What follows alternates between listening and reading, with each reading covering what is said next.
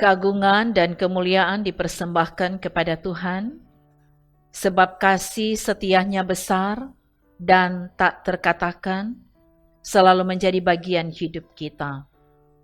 Untuk memaknai kasih dan kebaikan Tuhan, saat ini kita diajak untuk ada dalam tuntunan Tuhan melalui pembacaan dan perenungan firman dalam program Renungan Harian Keluarga Gemi Bukit Muria Rike.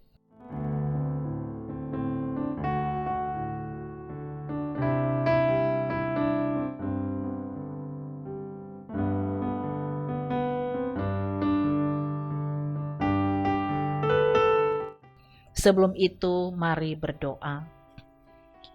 Ya Tuhan Allah, saat ini kami telah siap untuk dituntun oleh kebenaran firman-Mu. Karena itu, berikanlah kami hikmat dan pengertian untuk dapat memahami maksud dan kehendak firman-Mu dalam hidup kami. Supaya firman bukan hanya sekedar kami tahu dan mengerti, tetapi benar-benar dapat kami lakukan dalam kehidupan kami setiap hari. Terima kasih ya Tuhan, kami telah siap menyambut kebenaran firman di dalam nama Tuhan Yesus. Amin. Saudara-saudara, bacaan Alkitab kita di hari ini dari 2 Korintus pasal 4 ayat 3 sampai 5. 2 Korintus pasal 4 ayat 3 sampai 5 katakan, jika Injil yang kami beritakan masih tertutup juga, maka ia tertutup untuk mereka yang akan binasa, yaitu orang-orang yang tidak percaya, yang pikirannya telah dibutakan oleh ilah zaman ini, sehingga mereka tidak melihat cahaya Injil tentang kemuliaan Kristus, yang adalah gambaran Allah. Sebab bukan diri kami yang kami beritakan, tetapi Yesus Kristus sebagai Tuhan, dan diri kami sebagai hamba-Mu karena kehendak Yesus. Saudara-saudaraku yang kekasih di dalam Tuhan, Tuhan berkehendak untuk menentukan setiap orang yang dipilih dan diutus untuk menjadi pemberita Injil. Seperti Tuhan yang telah memilih dan mengutus Rasul Paulus untuk memberitakan Injil di Korintus. Tentu menjadi pemberita Injil bukanlah sesuatu yang mudah, karena akan diperhadapkan dengan ada yang menerima dan menjadi percaya, tapi juga ada yang menolak dan tidak percaya. Namun Rasul Paulus dengan tegas berkata bahwa orang yang menolak, tidak menerima, dan tidak percaya adalah orang-orang yang akan binasa. Menolak Injil Kristus berarti menolak keselamatan yang ditawarkan Tuhan. Orang-orang ini adalah orang-orang yang dikuasai oleh tabiat-tabiat dunia yang jahat. Kebiasaan melakukan kejahatan yang membuat mereka menetap di dalam dosa, yang akibatnya adalah hukuman maut. Firman ini mau menyatakan bahwa Injil adalah kebenaran dan tidak pernah salah. Yang salah adalah orang yang tidak percaya, yang pikirannya telah dibutakan oleh ilah zaman ini, sehingga tetap hidup dalam kegelapan dan kecemaran, tetap hidup dalam dosa. Mereka tidak mau menerima Injil, tidak mau diubahkan, dan menolak keselamatan. Paulus dengan tegas mau meyakinkan bahwa kalau dia memberitakan Injil, itu bukan dari dirinya sendiri, tetapi Yesus Kristus sebagai Tuhan. Paulus hanyalah hamba Tuhan, alat di tangan Tuhan untuk memberitakan Injil. Paulus memberi diri sepenuhnya untuk dipakai sesuai dengan kehendak Tuhan. Sebagai seorang hamba, Paulus tidak sombong dan tidak meninggikan diri. tetapi menyadari bahwa hanya oleh anugerah Allah dia boleh jadi pemberita Injil.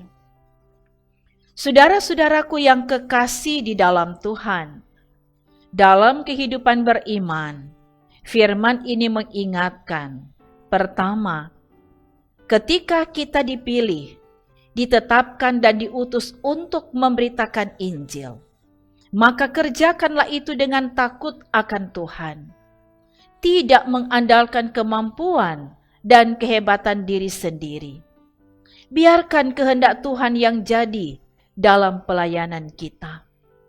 Dan yang kedua, ketika kita memberitakan Injil, ketika kita betul-betul memberi diri untuk bekerja di ladang Tuhan, mungkin saja ada yang menerima dan menjadi percaya, tapi mungkin juga ada yang menolak dan tidak percaya.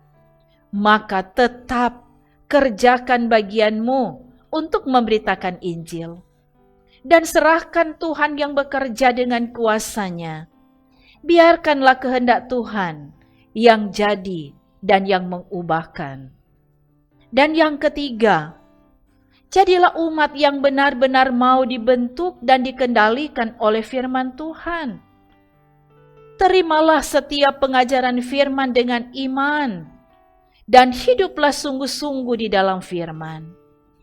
Jaminan orang yang kesukaannya akan firman, apa saja yang diperbuatnya, dibuat Tuhan berhasil.